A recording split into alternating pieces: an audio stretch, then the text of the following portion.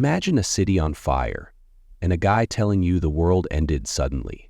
A pandemic hit. Ring any bells? Then came the usual chaos, wars, food shortages, and all the end-of-the-world drama you expect. But what really sealed humanity's fate? It wasn't humans, it was friggin' video game monsters that crashed the party. Yeah, you heard me right. Next thing you know, people with superpowers start popping up, but here's the kicker. They're too weak to even fight the monsters. Fast forward 3 days and we meet our main man, Kim Jae-hyun. He's munching on chips like everything's fine, and he's all, "The world hasn't ended, 'cause I'm still alive and chillin'." Yeah, he's living the life, but alone. Jae-hyun's hauled up in a swanky 100 square meter apartment that his dad somehow paid for by borrowing a ton of money. Why is he still here, you ask? Well, someone's got to live in this place for 2 years to get tax benefits. So he's stuck, and now that the apocalypse hit, guess what? He's locked in with no one else around. Jae-hyun's still trying to check his phone for service, but nope, nothing's coming through. Suddenly, there's a huge screech. He looks up, and bam, a monster's about to crash into his window. Cue the panic. The guy screams, drops to the floor like a total mess, and then, hold up, he sees a giant blue screen saying, "Subject not permitted entry." Turns out, Jae-hyun's got a pretty sweet passive ability called the Ultimate Shut-in House Declaration, which means no one can enter his place without his say-so. That's why his apartment's still standing while the rest of the world's in chaos. Now he's stuck in there, trying to get the door open like a frustrated toddler, kicking it, screaming at it, and sulking in the kitchen. The ability's cool, but it also means he's trapped. To make matters worse, his fridge is losing power, and he knows food's about to become a big issue. So Kim Jae-hyun's surviving on the scraps from his fridge, but he knows it's running low. A few packets of ramen are all he has left, and he's nervously biting his nails. Real glamorous stuff. Then, out of nowhere, a message pops up. "You've hunted a calican and earned a great amount of experience." He's like, "What?" And when he checks his balcony, he sees the same monster from yesterday, now getting torn apart by goblins. Apparently the monster crashing into his house counted as a hunt. Who knew? But the best part? The monster's body just poofs into thin air, and suddenly Jae-hyun's wallet gets a little heavier, 2.2 million won, straight in. Now that's some apocalypse hack right there. As if things couldn't get weirder, the electricity comes back on and his house starts working like it's 2019 again. The fridge lights up, the stove's on. He's living the dream. He's hyped. Really, really hyped. But then, of course, his phone's still useless. No service. Classic. He spots a USB lying around and plugs it into his computer. Cue the nostalgia trip. Flashes of his mom, first day of school, birthday parties, just the usual family stuff. But now he's all emotional, thinking, I gotta get them here. Survival mode kicks in. Then the system hits him with a new feature. He can buy stuff at original prices. What? He checks his wallet and sees a whole list items option. Ooh, it's like a shopping spree, except for the fact that he can't leave his house. There's a barrier keeping him trapped, just like his dating life, forever confined. But hold up. If he hunts monsters and levels up, maybe, just maybe, he can get a skill to break out of this place. He looks at the goblins outside and his brain starts working. All right, maybe I can kill those goblins?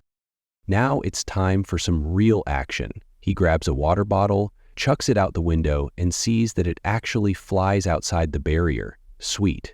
Then he picks up a dumbbell ready for some serious goblin hunting. He launches it like a pro, praying it doesn't miss. Boom, the dumbbell hits the monster's corpse, scaring the goblins. Jae-hyun's got a shot now. Let's go, baby. Jae-hyun's sweating bullets, thinking he's totally screwed. All he's got left is one more dumbbell, and he's starting to panic. There's nothing else in the house he can use as a weapon, and he's definitely not strong enough to hurl a TV or computer.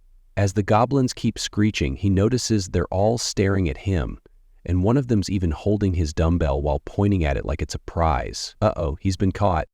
The goblins start charging his way, and Jae-hyun's mind races. But hey, not all hope is lost.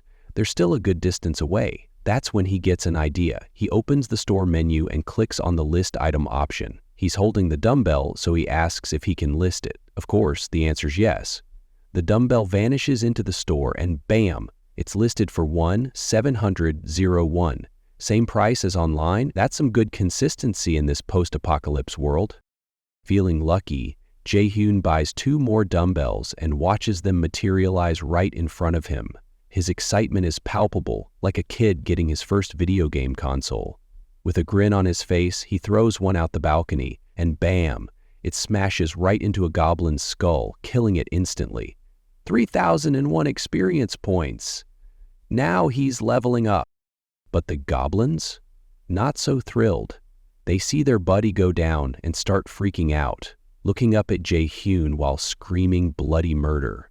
In the chaos, Jae-hyun throws another dumbbell, but this time misses. Because of course he does. He's annoyed, but decides to buy 3 more sets and try again. 3rd time's the charm, right? This time he nails it. 1 more goblin down, another 2,501 experience points. Plus, he gets a shiny new skill. Jae-hyun's feeling the RPG vibes now. He checks his new skill, and guess what? He can now store items in an alternate dimension. What a flex. Jae-hyun's eyes light up as he sees the option to summon his items from storage. He opens it up and poof, a dumbbell materializes in his hand. Now he can summon stuff wherever he wants. Feeling bold, he decides it's time to go big. He opens the storage window, focuses, and suddenly, dumbbells rain down from the sky like some kind of chaotic artillery strike, obliterating goblins left and right. It's like watching a one-man army take on an entire horde, and honestly, it's pretty sick. The goblins are just standing there, staring up in pure horror as Jae-hyun racks up tons of experience points. He's on a roll, even getting a sweet 55001 XP. He's practically glowing with excitement as the system asks if he wants to list more items. Oh hell yeah, he thinks. So, he adds a bunch of stuff to his store, like ramen, rice, and a ton of other. That's it for chapters 1 and 2. Thanks for watching. Don't forget to like, share, and subscribe to our channel for more manhwa recaps. But then, his money count goes down. He starts muttering to himself, realizing that keeping the dignity preservation skill on probably costs him some cash. Electric bills, gas, water, what a pain. He grumbles that it's all the goblins' fault. After all, they ran away after he sent them flying, abandoning their home. He's only managed to kill a couple, and now he's thinking, is there anything else to hunt out there? He looks down at the Calican's corpse and sees that there aren't any other monsters nearby. Looks like it's time to get creative. And then, like the universe is giving him a wink, he spots another Calican flying toward him. No way, he thinks. Could he really be that lucky? Or maybe, just maybe, he's starting to predict the future. He starts to run around like a madman, setting up some kind of trap. He ties something to a chair, sticks it outside the window, and bam! Shiny mirror magic. The Calican, being the idiot it is, sees the shine and goes straight for it. Jae-hyun's like, hell yeah, this is gonna work! But just like the first one, the bird crashes into the wall. He's feeling cocky now, thinking it's game over. But hold up. This time the Calican doesn't die on impact. Instead, a huge gust of wind hits him, nearly knocking him off his feet. Jae-hyun opens his eyes to find that the Calican's gone. What? He looks up and, yep, there it is, perched right above his window. His heart drops into his stomach. The bird raises its beak and slams it down, trying to peck its way in. But no dice, the barrier holds. Jae-hyun gets spammed with notifications about unauthorized entities attempting to enter. Now he's really starting to panic. He opens the store menu again, thinking there's gotta be something he can do. He looks at his list of items and realizes that the calculation thing only works if the corpse is nearby. His goblin kills haven't always worked out the way he hoped, so he's gotta figure out a new plan, fast. What does he do? He remembers he's got a stash of canola oil. Yup, you heard that right, a light bulb goes off in his head. He buys 10 bottles, like he's setting up for the world's weirdest cooking show. It's time to bring the heat. He grabs all the bottles, bolts to the kitchen, and fires up the stove. With a chef's kiss, he starts dumping all that oil into a pot. Next, he grabs a broomstick, ties a towel around it, and dunks it into the oil. Is he making dinner? Nope. He's prepping for a showdown with a flying nightmare. After opening the store, he lists the boiling oil as an item, because why not? And then, hold on to your hats. He lights the broomstick on fire, turning it into a DIY flamethrower. The Calican's still outside, trying to peck its way in, and Jae-hyun's ready to roast some bird. He pops open the window, steps outside with his flaming torch, and calls down the boiling oil. As the hot liquid starts raining down on the Calican's head, it goes wild, screeching in pain. This is his moment. Jae-hyun throws the flaming broomstick at the bird, setting it completely on fire. It's like something straight out of an action movie. The Calican crashes down into the parking lot with a thud that makes Jae-hyun's spine tingle in disgust. The bird lets out one last horrifying screech before it burns to a crisp. Jae-hyun's smiling. It worked. The system tells him he just took out a level 27 Calican. Not only does he level up twice, but he gets a shiny new skill for his trouble. Oh, and the loot? Since it's close enough, the body's being processed, and Jae-hyun rakes in almost 10 million experience points. Absurd, right? But the fun doesn't stop there. His apartment starts shaking like it's in an earthquake, and for a second, he feels like time's slowing down. His chest hurts like someone just punched him, and suddenly, boom, the house territory expansion kicks in. The whole building feels like it's going to collapse. The neighbor's table is even shaking. What the heck is going on? Kim Jae-hyun is just standing there, shocked that his neighbors are still alive in the middle of this mess. He's like, what the hell is going on? Then, just as everything feels like it's spiraling out of control, an aura starts to fade around him. He suddenly gets hit with a flood of info about the family next door. We learn that the dad, Choi Hyung-jun, is in his late 30s and the mom, Park Hee-hwan, is about the same age. They've got two kids, Choi Na-yoon, who's 6, and little Sol-yoon, who's just 3. Jae-hyun's like, okay, cool, but what do I do with all this info? Suddenly, the system asks him if he wants to give them citizenship. Jae-hyun starts running for the door, but then freezes. What happens if he doesn't grant them citizenship? The system informs him that anyone not made a citizen gets kicked out. He's like, crap, if I don't do this, these poor guys are gonna be monster bait. So he pulls the trigger and grants all 4 of them citizenship. Checks out his new ability, Ultimate Eyes, which basically means nothing in his house can hide from him. Nice, he says. Feels like a superpower. He digs into the system a bit more and finds a new section, Citizenship Management. There, he sees the family's levels and his trust with them. It also shows the house population. 4 out of 600 Jae-hyun is like, damn, 600. That's a lot of mouths to feed. He checks out Hyung-jun's status and notices he can give him a quest. It's a little blank, but Jae-hyun's grin widens. This is it, baby. He can fill in all the details, the quest description, rewards, penalties. He's in charge. And as he starts to laugh, he realizes this is probably how he's gonna get stronger. Make a quest, get some rewards, and level up. Jae-hyun's new quest is to hunt a goblin. He's got 168 hours to do it, and while the reward is small, there's no penalty for failure. But Jae-hyun's not satisfied with the usual stakes. He starts messing around and changes the penalty to death. When it asks if he's sure about it, he casually declines, saying he could always just kill his citizens whenever he wants. It's his ability after all, but he's not sure if he wants to go that route yet. He activates his Ultimate Eyes, and suddenly, he can see everything in the house. Hyung-jun is busy with the family, talking about going out to get water. He wants to leave, but his wife, Hee-hwan, is not having it. She tells him it's way too dangerous, but Hyung-jun insists, saying there's no other choice. He wants to go to the convenience store nearby to get some supplies. Meanwhile, little Seol-yoon pipes up, saying she's thirsty. This really hits Hyung-jun in the feels. He asks his wife if she trusts him to bring something back. She's reluctant, but understands. Then, Ja-yoon turns off his Ultimate Eyes and realizes the situation is worse than he thought. Time to level up his store. He checks his abilities and sees he's got 3 extra points. Excited, he upgrades his store skill to level 2. Now he can list 20 items and everything's 10% off. Nice, he says. With 2 points left, he pumps them into store and dignity preservation. Why not, right? Level 3 store lets him list 40 items and even restore old ones. Jae-hyun's feeling pretty good about that upgrade. He buys some water and tangerines and then increases his dignity preservation skill to level 2.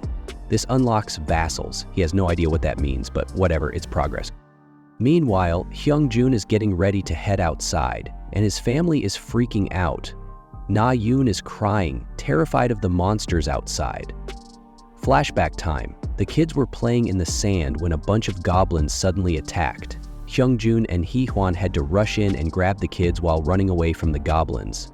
So, yeah, things are pretty dangerous out there. Hyungjun's heart is racing. He keeps thinking how, if he was just a few seconds late, his daughters could be dead. His stomach's in knots, and it could be the last time he sees them. He's biting his lip, but then, knock, knock, knock. His family freezes in horror. The knocking is relentless, and then, silence. But just when they think it's over, they hear a voice. "Excuse me, please open the door." Hyungjun is in full panic mode, gripping his golf club like he's about to swing at a monster. There's no way that's a person. But then, more knocking. The chill down their spines is real. And just as it stops, they hear the sound of the door's keypad being pressed. Suddenly, the door swings open, blasting bright light into the room. Hyungjun shields his family, thinking they're about to be attacked. "Please don't hurt my wife and kids," he yells. But then, calmly, Jaehyun's voice floats in. "Excuse me?" Hyungjun looks up, confused, only to see Jaehyun strolling in like it's just another day, grocery bag in hand. "Who the hell are you?" Hyungjun asks, totally thrown off. Jaehyun introduces himself as Kim Jaehyun, the guy who lives next door. Still recovering from the shock, Hyungjun does some quick thinking. He looks at his wife and kids. He needs to get them food and water, and this guy seems harmless enough.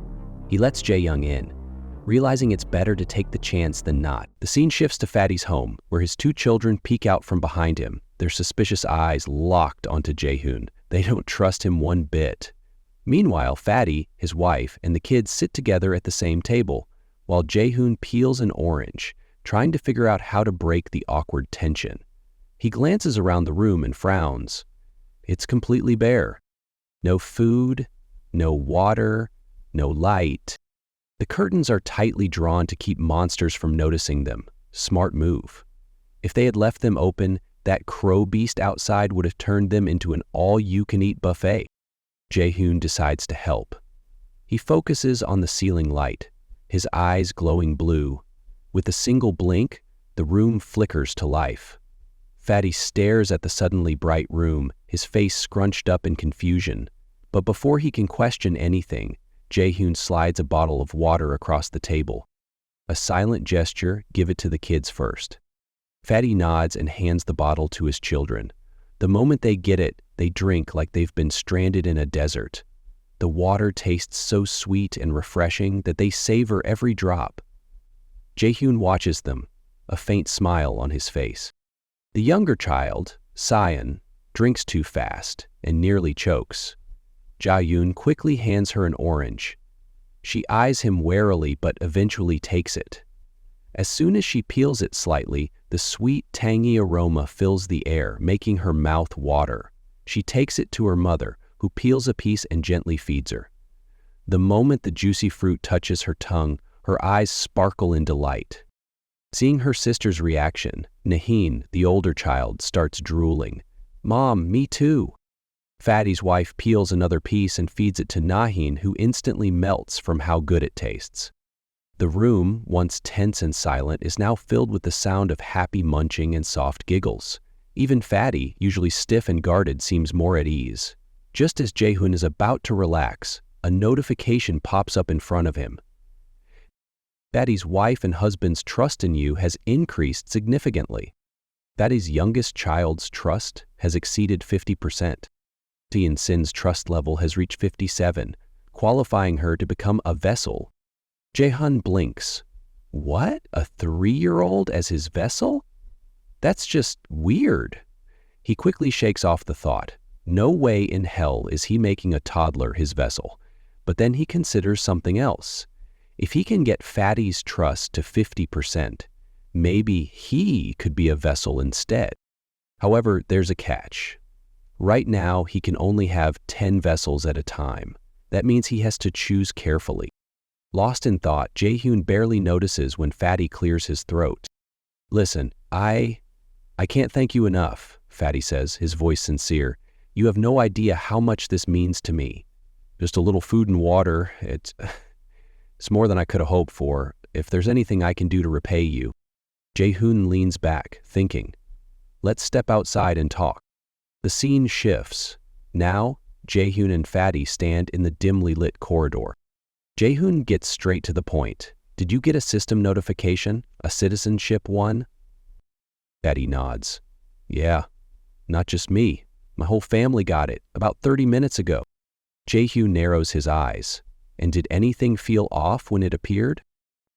Fatty explains that for a brief moment, he and his family couldn't move. It was as if time had frozen, and the fear of being stuck like that forever sent chills down their spines. But then, after what felt like an eternity, they could move again. Hearing this, Jae-hoon's expression shifts. This is serious. If he hadn't granted them citizenship in time, they would have been teleported out of the building. And in a world overrun by monsters, that was as good as a death sentence. Jae-hoon straightens up, his tone clear and unwavering. Help me, and I'll provide food, water, shelter, electricity, and most importantly, protection. No monster will be able to touch you. I guarantee your safety. Fatty looks at him, wide-eyed. That's a hell of a promise. How can you be so sure? Jae-hoon doesn't bother explaining. Instead, he simply states, if you want to survive, you have to trust me, no questions asked, and don't worry, I won't ask you to do anything that puts your life at risk. Fatty shuts his eyes, taking a deep breath. His gut tells him Jae-hoon isn't a bad guy, but still, nothing in this world comes for free. All right, Fatty says, opening his eyes. But what do you want in return? Jae-hoon leans back and shrugs. Nothing big. Just a small favor. Fatty, who was bracing himself for some dangerous demand, breathes a sigh of relief. His trust in Jae-hoon rises, and with a warm smile, he calls him brother. Jae-hoon smirks slightly but doesn't dwell on it. Instead, he points at the golf club Fatty had earlier. How much did that cost? Fatty blinks, confused. The golf club? Why do you care? Jae-hoon pauses, looking almost offended when he hears the ridiculous price. No way could he afford to list something that expensive in his store. With a quick shake of his head, he drops the subject. Forget it. We'll talk about it later. Switching gears, he asks, do you remember the exact day the apocalypse started? Fatty nods. It was the weekend. I had taken my kids out to play when, out of nowhere, a horde of goblins swarmed us. Scariest damn day of my life. Jae-hoon listens, piecing together the timeline. That day, he was chilling in his room, living the true shut-in dream. Maybe that's why he didn't get caught up in the first wave of destruction. He thinks about the goblins, weak on their own but deadly in numbers. If citizenship can keep people safe, then this ability is more powerful than he thought. And if he plays his cards right, he might just survive this apocalypse in style. Jae-hoon gives Fatty a firm command. Find survivors and bring them here. The scene shifts. Jae-hoon is sprawled comfortably on his sofa, eyes glued to the system notification. Slowly but surely, Fatty's trust in him is growing. It's now at 40, but Jae-hoon wants it to hit 50 soon. As he watches the numbers rise, his mind drifts. When will he be strong enough to level up? When will he finally leave this barrier and reunite with his family? If he keeps granting citizenship and leveling up, will that day come sooner? Lost in thought, Jae-hoon is suddenly jolted by a loud, bone-chilling sound. A deep, guttural growl rips through the silence. A zombie? He stiffens, ready to react. But then, another sound follows. This one is different. Human. Rushing to the window, Jae-hoon peers outside. His eyes widen. A group of 6 or 7 people are locked in a desperate fight against a horde of goblins. Jae-hoon's gut tells him these people won't last long. They're too far from his building, meaning he can't use his dumbbell dropping trick to help them. He starts to panic until he sees something surprising. One of the fighters, a teenager, hurls a baseball with incredible force. The ball cuts through the air like a bullet and smashes straight into a goblin's head. Instant kill. Then, a girl in a purple tracksuit steps forward, armed with a bow.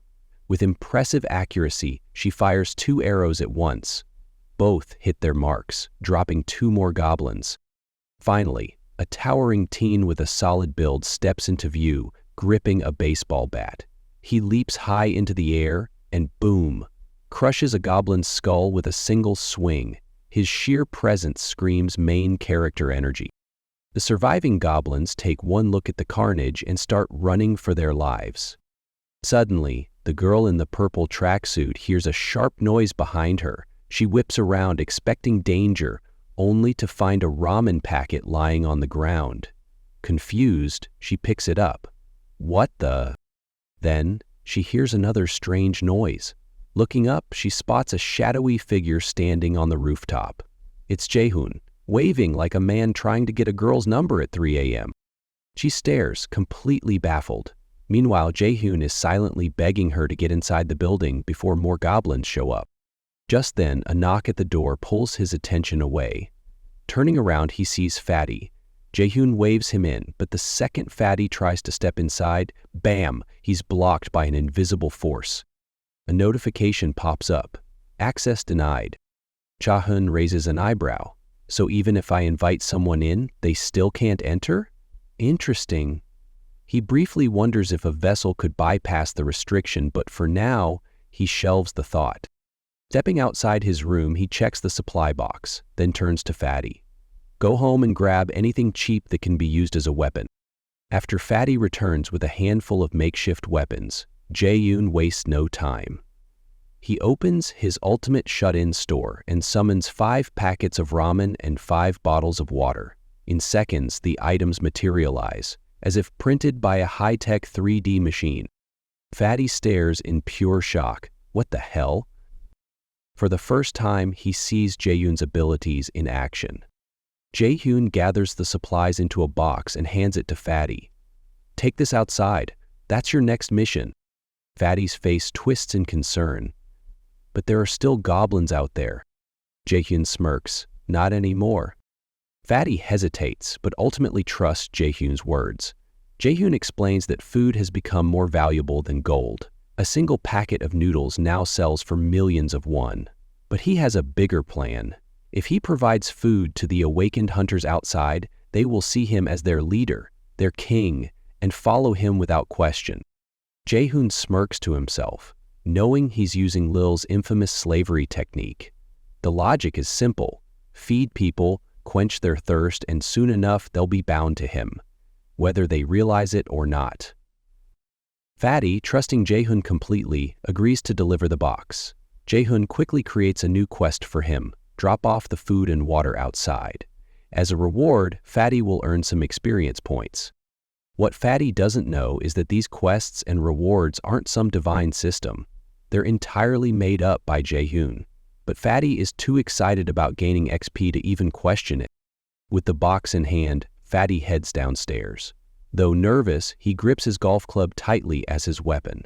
Finally, he steps outside. Instantly, fear crashes over him. His mind screams, "Drop the box and run." As he bends down to place the box, he hears footsteps. Fatty freezes, every hair on his body standing up. A black shadow looms to his left. His mind spirals into panic. It's a goblin! A bloodthirsty, flesh-tearing goblin! His heart pounds. He tries to retreat toward the building. Fatty loses his footing and the box of food and water crashes to the ground, spilling its contents everywhere. Flat on his back, paralyzed with fear, his face turns bright red. His breath comes in quick, panicked gasps. The footsteps grow louder, closing in. Tears well up in his eyes as he whispers, "Please don't eat me." Summoning all his courage, Fatty finally cracks his eyes open. No goblins. Instead, he finds himself surrounded by a group of teenagers and students, all staring at him like he's the weirdest thing they've seen today. But hold on, why the hell does that guy with the baseball bat look like a damn toy? Meanwhile, back inside the building, Jaehoon receives a system notification. A subject who has not been permitted to enter is attempting access. Jaehoon instantly realizes those 6 or 7 people he saw earlier are now trying to get inside. Closing his eyes, he activates his ultimate all-seeing pervy eyes. Not the name he wanted, but hey, the system insisted. Through his vision, he spots the teenagers standing in front of the building's entrance. The girl in the purple tracksuit turns to her friends. "This is the same apartment where that weird boy threw ramen." The boy with the baseball bat frowns. If someone's casually tossing ramen like that, they must have a lot of food. For simplicity's sake, Jae-hyun decides to call the baseball bat guy Toy. Deactivating his ultimate all-seeing eyes, Jae-hyun attempts to add the group as citizens. But before he can, the system interrupts with a message. Beings that meet the requirements for citizenship are approaching. Will Jae-hyun propose citizenship to them? Jae-hyun pauses at the word propose, his eyebrow twitches. Wait, they can say no? The idea annoys him. If the teenagers reject his offer, it will slow down his plans to expand his citizen population. He needs a way to make sure they accept, without question. At that moment, a call comes through the building's CCTV system. It's Fatty. Jae-hyun smirks. A brilliant idea sparks in his mind. He tells Fatty to wait, then quickly updates his quest. Fatty's new mission: feed the teenagers, give them warm clothes, and let them enjoy a hot bath. Fatty, eager for more XP, accepts the quest immediately. He approaches the teenagers standing outside and delivers Jae-hyun's offer. If you accept his proposal, you'll get free food and water. The moment they hear free food and water, the teenagers barely hesitate. They nod in agreement, and Jae-hyun sends them the proposal. As soon as they accept, the barrier opens, allowing them inside. The system immediately updates. Citizen count increased by 10%. All as Sojun citizens will now earn 10% more XP and gold per monster kill. Jae-hyun grins. This buff is huge. Not only will his people level up faster, but they'll also bring in more resources. He carefully examines each teenager's profile. The strongest among them is a boy named Han Dong. Jae-hyun instantly recognizes him. He's the same kid who killed a goblin earlier with a baseball throw. Curious, Jae-hyun opens Han Dong's status window. Han Dong's awakening ability. Baseball throw, dark but deadly potential. This skill allows him to throw objects with 10 times the normal force. Jae-hyun narrows his eyes. So if this kid throws a baseball at full power, it's basically a cannonball? He confirms one thing. All these teenagers are meta-humans. Jae-hyun quickly adjusts their XP distribution settings. They keep 70% of the XP, while he takes 30%. Satisfied with the arrangement, he leans back, thinking ahead. If I keep recruiting more citizens, they'll become my auto-hunting team. While they grind XP, I'll grow stronger and richer without lifting a finger. For the first time, Jae-hyun feels like he's living inside a real-life auto-hunting game. But for now, he needs to focus on one thing: building trust. Surprisingly, he notices their trust in him is already increasing, even without doing much. That was easy. Jae-hyun decides to observe further. Meanwhile, inside the apartment, Fatty leads the group to his home. His wife, seeing the group of strangers, looks utterly confused. Fatty scratches his head, apologizing. He quickly explains that they need food and warmth. After a long pause, his wife sighs. I married an idiot, she thinks. But she still heads to the kitchen and begins cooking. Jae-hyun, watching through his all-seeing eyes, nods in approval. The foundation of trust is being laid. This is just the beginning. As they wait for the food, Han Dong turns to Fatty. What kind of person is Jae-hyun? Fatty blinks. Honestly, I don't really know. The entire group looks surprised. Fatty shrugs. I only met him recently. He's just my neighbor. The teenagers glance at each other. Fatty leans in and adds, but one thing's for sure. He's weird. Like, really weird. Then, after a brief pause, he grins. But he's also kind-hearted, and he does help people. Jae-hyun, still watching from above, raises an eyebrow. Weird? Well, he can't exactly argue with that. Fatty casually mentions that thanks to Jae-hyun, he now has electricity, water, and food. Hearing this, Han Dong feels a twinge of unease. His eyes drift toward his jacket pocket, where the ramen packet Jae-hyun gave them is tucked away. Who exactly is this guy? Han-dong silently comes to a conclusion. Jae-hyun must be extremely powerful and possibly dangerous. Anyone who can casually provide electricity and food in this apocalypse isn't someone to mess with. I need to stay on his good side. Han-dong makes a firm decision. He will do whatever it takes to impress Jae-hyun. His trust in him rises dramatically. Meanwhile, Fatty turns to the two girls in Han-dong's group and asks, "Want to take a shower while the food's getting ready?" The moment the word shower is mentioned, their eyes light up. It had been 3 days since their last bath. They stink. The mere thought of washing off all the dirt and sweat makes their excitement skyrocket. Even Han-dong is caught off guard. Wait, if this place has electricity, then the showers must work too, right? Fatty nods and adds, "Oh, and the water's hot." The girls freeze. Their jaws literally drop open. Fatty chuckles. Yeah, all thanks to Jae-hyun. The guy's basically an electrician, a plumber, and a water provider all in one. One of the girls smirks. So basically, Jae-bro is our god of all trades? While the group is chatting, a teenager with glasses smugly approaches Han-dong. "So," he asks, "you still think you're stronger than Jae-hyun?" Han-dong exhales sharply. "At this point, no way." That's when Toy slings an arm around Han-dong's shoulder, grinning like a man with bad ideas. "Dude," Toy whispers, "we should team up and take him down." Han-dong blinks. "What?" Toy grins wider. "Think about it. If we beat him up, he'll have no choice but to hand over all his food." For a moment there's silence. Then Han-dong smacks Toy upside the head. "You moron. Instead of fighting him, we should get on his good side. If we impress him, he'll take care of us." Toy rubs his head, pouting, "Fine, fine. No need to be so violent."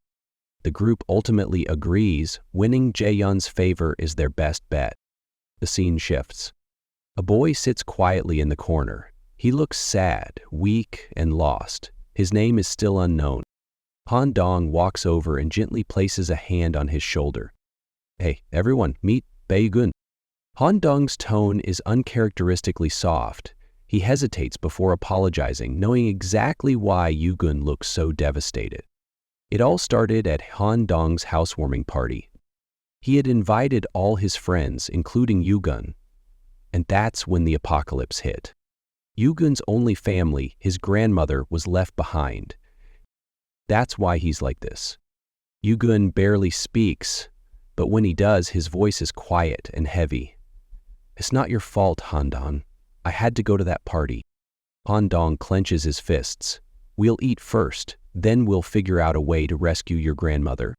Despite his words, Yoo-gun's expression doesn't change. Deep down, he fears the worst. What if she's already gone? What if the goblins killed her? The group starts brainstorming ways to save her. Then, the door slowly creaks open. A heavy silence falls over them. Tension rises. Something or someone is about to enter. Han-dong's grip tightens around his baseball bat.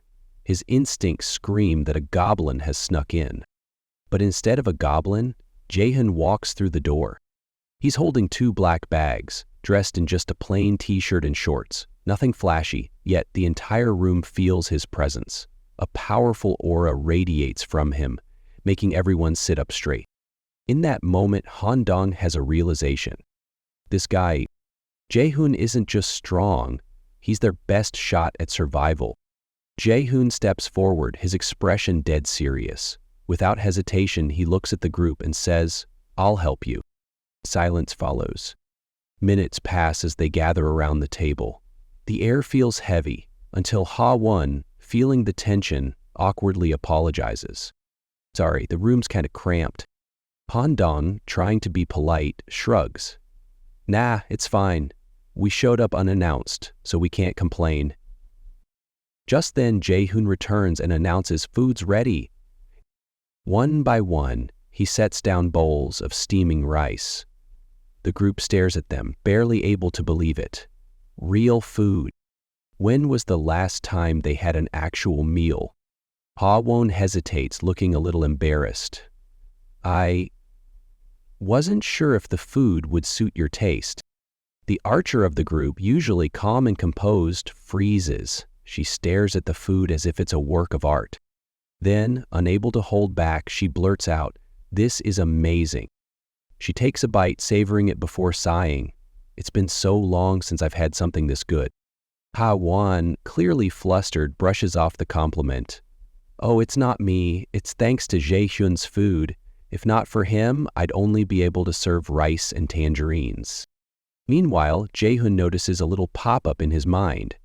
Ha-won's trust level has hit 50. He smirks to himself, suddenly reminded of his mother. She used to light up whenever guests praised her cooking.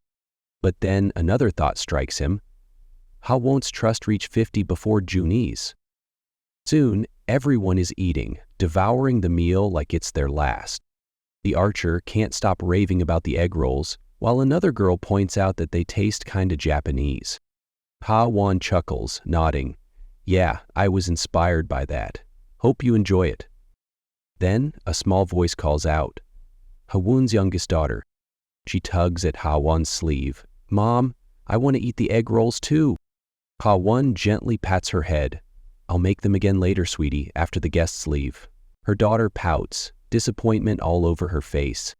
Seeing this, the archer suddenly grins. "Hey, kiddo, want to share some with me?" The little girl's eyes widen. Instantly, her frown disappears, replaced by pure excitement. She dashes over and climbs onto the archer's lap, bouncing slightly. "Really? I can have some?" The archer chuckles, ruffling the girl's hair. "Of course. Ready?" The little girl nods eagerly. The archer picks up a piece of egg roll and gently feeds her. The moment it touches her tongue, she beams with joy, her big, adorable smile lighting up the whole room. Han-dong watches the heartwarming scene, then leans toward Jae-hyun and mutters, "Damn, wish I had that kind of luck with women." Jae-hyun side-eyes him. "You mean being fed?" Han-dong coughs. Yeah, let's go with that." Kim suggested that Ha-won and Jae-hyun join them, saying there was plenty of food for everyone. The two exchanged a brief, hesitant glance before finally smiling and taking a seat, happy to be part of the gathering. As they all ate together, the room filled with laughter and warm conversation. Kim leaned back for a moment, taking it all in. It had been a long time since he had shared a meal like this. The lively chatter reminded him of home, of his mother and the care she had always shown him. A soft smile spread across his face as he silently hoped his family was safe. By the time they were done, only empty bowls and plates remained. Ha-won's youngest daughter, now visibly drowsy, stretched her arms and mumbled, "I want to sleep." Hae-won gently lifted her into her arms and called for her eldest daughter. "Come on, let's get you both to bed." She gave the group a small nod before leaving the table. The mood shifted. Sensing it was time to get serious, Kim turned to the others. "All right, let's finish our earlier conversation." He leaned forward, eyes sharp. "The grandmother's house isn't far. Why couldn't you reach it?" Han's face hardened. "Goblins." Kim raised an eyebrow. "You sure it was goblins?" He knew from experience how nasty those things could be. Han nodded. "Yeah, they took over an underground parking lot and made it their base." Kim's curiosity deepened. "How many?" Han's expression darkened. "A few thousand." "A few thousand? That wasn't just a nuisance, that was an army." Kim exhaled, thinking fast. His class abilities worked above ground, not underground. That explained how the goblins had invaded. Han continued. "The underground lot connects directly to the apartment entrance we need to reach. The goblins never leave it, but it's blocking our way." Kim frowned. "What about the side roads?" Han hesitated. "We tried, but we found something worse than goblins." Kim narrowed his eyes. "Worse? What did you see?" Han's face paled slightly as he recalled it. "A huge shadow. It looked like a bear. It was fighting the goblins, which gave us just enough time to escape." Kim rubbed his chin. If they had to deal with both an underground goblin nest and a monster bear, this mission had just gotten a lot more complicated. Han admitted, "I didn't get a clear look. It was too dark to tell what it really was." Kim leaned back. "Well, one way or another, we're going to have to face both." Han sighed, glancing at the group. "We're limited, Kim. We don't have endless weapons. Once we run out of arrows and things to throw, we're done." The archer spoke up. "Han and I rely on ranged attacks, but we'll run out of ammo." Kim smirked. "I can fix that." He gestured for Han to hand over his weapon, arrow, and baseball. Without hesitation, Han passed them over. The system kicked in immediately, scanning the items. "Would you like to list these items?" Kim nodded. "Processing." Moments later, the system displayed the cost for replicating them. Kim confirmed the transaction. Then, with a flash of light, 5 sets of the archer's weapons and arrows materialized on the table. Kim glanced at the group. "If you can't use a weapon, now's the time to learn. This is what we're using from now on." A few of Han's teammates exchanged glances. The system notified Kim that some of them had increased their trust in him. Moon, meanwhile, stared at Kim like he was a god. This guy. If they worked with Kim, they might actually be able to save his grandmother. Han nodded approvingly. "With your help, we can take down goblins a lot faster." Another girl chimed in, "And we won't have to risk our lives collecting arrows anymore." Kim knocked on the table to get everyone's attention. "Before anything else, we need to thin out their numbers." Han agreed. "So, when do we start?" Kim's voice was firm. "Tomorrow." Han seemed unsure about rushing things, but Kim was firm. Acting quickly would give them the best chance of success. More than anything, Kim was determined to rescue Moon's grandmother. The idea filled Moon with hope, but Han still had doubts. Getting past all the dangers wouldn't be easy. Kim, however, was confident. The plan was simple: lure the goblins out with bait and take them down strategically. As Ko-jun explained the details, the group listened intently. Han and the archer girl stayed quiet, thinking through the risks, while the boy with glasses pointed out that the plan would only work if everything went perfectly. There was no room for mistakes. Just as they were deep in discussion, the system sent a notification to Ko-jun. Apparently, a mission he had assigned to Fatty had been completed, and with it came a reward of 300. That was a surprise. Ko-jun hadn't realized he'd get paid for every successful mission. To be sure, he double-checked the message, and it was confirmed. This opened up a whole new possibility. If money came with completed missions, then he could assign more tasks to his people, helping them grow stronger while also boosting his own power.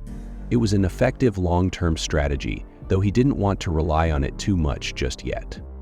Another system message popped up, revealing that Jun's trust level had increased to 50, unlocking a new status: loyalty. Since his loyalty had passed 30 points, he was no longer just a regular resident, he was now a vassal. The system displayed Jun's updated stats. He was level 9 with 51 trust and 62 loyalty.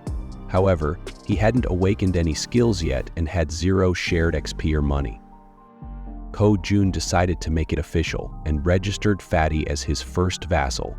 As soon as he did, a blue aura surrounded Jun, and he began to sweat as his body underwent changes. The system confirmed the first vassal registration and unlocked a new skill for Ko-jun: Summon Vassal.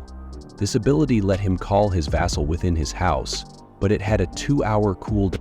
His stats updated again, showing that he had now reached level 20 and earned a new title, First Servant. Along with it, he awakened his first skill, Gorilla Strength, a passive ability that gave him superhuman power. The system also explained that thanks to the First Servant title, any XP or gold earned by Fatty would now be shared. Even more interesting, Ko-jun gained the ability to summon his vassal within a 5-meter radius of his house using the Ultimate Eye skill. Then, Ko-jun noticed a plus symbol next to Jun's level.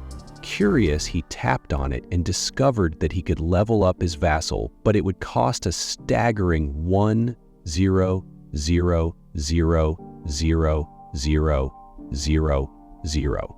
The price was shocking, way too expensive for just a single vassal upgrade. At that moment, the woman at the table asked what was wrong, but Ko-jun brushed it off and turned his focus back to Jun. He asked how he was feeling, and Jun, still adjusting to his transformation, flexed his hands. His veins pulsed, and he looked almost 10 years younger. His body was brimming with energy. Ko-jun nodded in satisfaction. Seeing Jun's new strength, Ko-jun made a decision. He handed him a bow, suggesting that he join the rescue mission.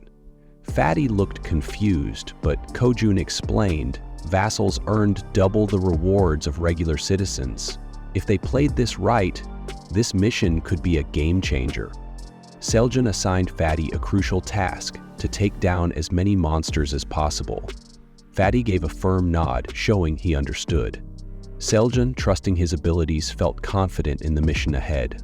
Meanwhile, outside the house, the rescue team was gearing up for their search. On the first floor, a boy gripping a baseball bat hesitated, questioning if they really needed to check that area. Han reminded him that they were following Seljun's orders and there was no room for debate. Their mission was clear: find survivors and bring them safely to the 30th floor while drawing out as many goblins as possible. It was a dangerous task, but one they couldn't afford to fail. The boy with the bat acknowledged the plan, and the group moved forward. Han took charge, keeping the team alert. Goblins could appear at any moment, from any direction. As they swept through the first floor, the silence was unsettling. No signs of life, no monsters, just an eerie stillness. Then, something caught Han's eye. Scattered across the floor were lifeless bodies, victims of goblin attacks. The sight hit the team hard, filling them with sorrow and anger. But there was no time to dwell on emotions. They had to keep moving. Steeling themselves, they advanced to the second floor. The second floor was even worse. More bodies, more destruction. It was clear the goblins had been ruthless. The team pressed on to the third floor, hoping for better news. This time, everything seemed quiet. The team leader knocked on doors, calling out in hopes of finding survivors. The others followed his lead, but each knock went unanswered. Disheartened, the team lowered their heads, frustration creeping in. But the boy with the baseball bat refused to give up. He urged them to keep going. On the fourth floor, they resumed knocking, announcing themselves as the rescue team. Then, a door creaked open. A man stood there, looking exhausted. He hesitated before asking if they were really there to help. He was desperate for water. Han quickly handed him a bottle, but the man was still wary, questioning their intentions. Han reassured him, explaining that as a resident of the building, he was helping gather survivors in a safe location. The man seemed surprised, but disappeared inside for a moment. When he returned, he wasn't alone. Two more people stepped forward. Introducing himself as Hong Yong-soo, he decided to trust the team. Han introduced himself as well and instructed the girls on the team to escort them to the 30th floor before returning to continue the mission. Hong Yong-soo hesitated, worried about whether the 30th floor was truly safe. He even wondered if a helicopter was waiting to evacuate them. One of the girls quickly clarified there was no helicopter, but assured them there would be hot food and even a chance to take a bath. Hearing this, Hong Yong-soo's daughter lit up with excitement. The idea of taking a warm bath in the middle of an apocalypse seemed unreal. Laughing, the girl confirmed it was true. The daughter eagerly turned to her father, pleading for them to go. After a moment of hesitation, he finally gave in. Not long after, Seijun received a system notification. The total number of citizens had now increased to 40. With that, their XP and gold had gone up by 90%. The mission had been a success. They had managed to rescue several people, and the elderly and children were taken to Fatty's house, where they were finally able to feel some relief. The younger members remained stationed in the hallways, while Han confidently reported that the total number of survivors had reached 40, confirming that no one had been left behind. Soojian acknowledged their efforts with a nod of approval. Activating his skill Absolute Eye His pupils turned jet black as he scanned his surroundings, observing every movement of the people under his care. He saw them busy at work, some carrying chairs, others fixing cables along the stairs, pulling ropes, and even hauling heavy objects up the flights. Once he deactivated the skill, his eyes returned to normal. With a satisfied smile, he signaled to Han that it was time to move to Phase 2 of the Goblin Hunt. In the hallway, Han and the team gathered, calling for everyone's attention. The plan was laid out clearly. Lure out the goblins from the basement, starting on the first underground level, B1. The group would split into 2 teams to attract and eliminate the goblins on that floor before moving deeper into B2, where the remaining creatures would be wiped out. A boy with glasses raised his hand, voicing concern about what would happen if more goblins appeared than expected. He also pointed out that fallen bodies might block their escape if they were forced to retreat. Han and the archer reassured him that they had enough arrows now and could handle the goblins without issue. Satisfied with their confidence, the boy agreed to move forward. Just then, an odd noise echoed through the hallway. Turning toward the sound, the group spotted 3 goblins preparing to attack. The archer wasted no time, swiftly knocking her bow and firing 2 arrows, striking 2 of the goblins directly in the head. The last goblin barely had a chance to react before the man with the bat charged in, delivering a brutal swing that crushed its skull. As the goblins' bodies faded away, the boy with glasses turned to the bat wielder, questioning why he was still using a bat after saying he needed a bow for this fight. The senior fighter admitted he'd eventually switch weapons, but would stick with the bat for now. Meanwhile, the archer observed the disappearing goblin remains, wondering if this was another ability Seoljun had activated. With the floor now clear, Han signaled for the team to move down to B1. Elsewhere, Seoljun sat calmly, cracking open a drink while various system notifications popped up before him. He wasn't actively trying to gain his people's trust, but it seemed to be increasing naturally. One notification in particular caught his attention. Moon's trust level had reached 50, unlocking the loyalty stat. Not only that, but loyalty had shot up to 88, surpassing the required threshold for official registration. Impressed by the rapid progress, Seoljun reviewed Moon's stats. While the high loyalty score was unexpected, it worked in their favor. With an amused smirk, he confirmed the retention registration, finalizing the process. Back in the basement, on B1, the battle against the goblins had escalated.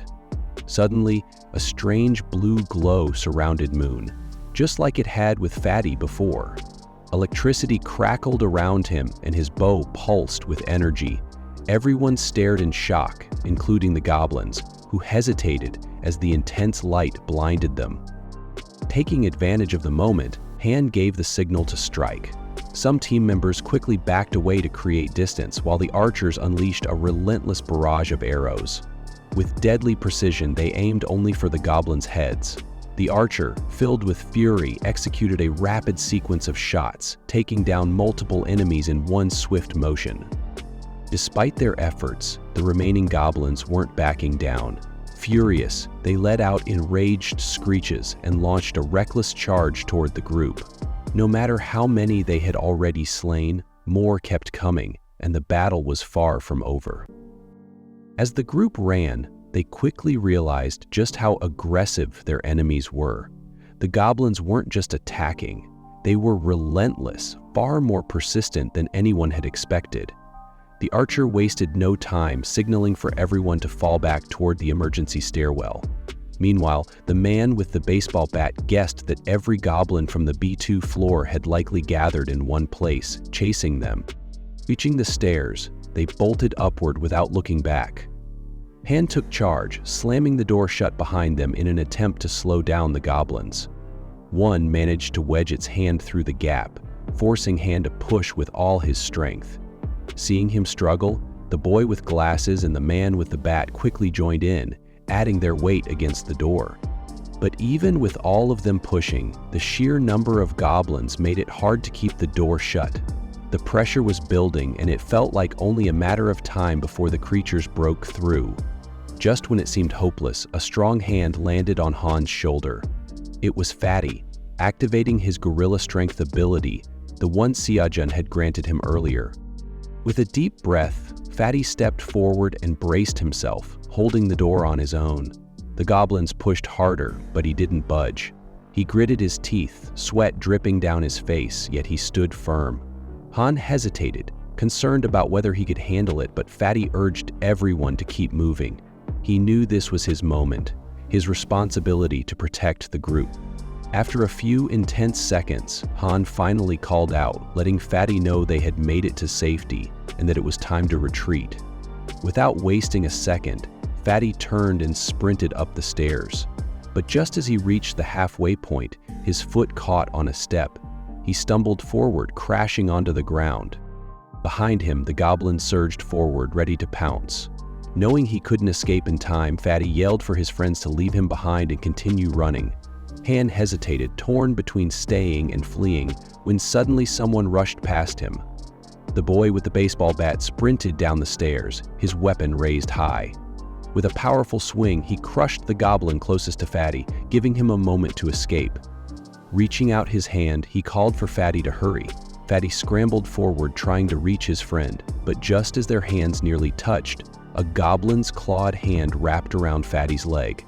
Before he could react, he vanished, gone in an instant. The boy with the bat froze, his mind struggling to process what had just happened. But the moment was short-lived. More goblins charged up the stairs, forcing him to move. Another one leaped at him, but he swung his bat mid-air, knocking it away. Up ahead, the rest of the team fired arrows, trying to cover him.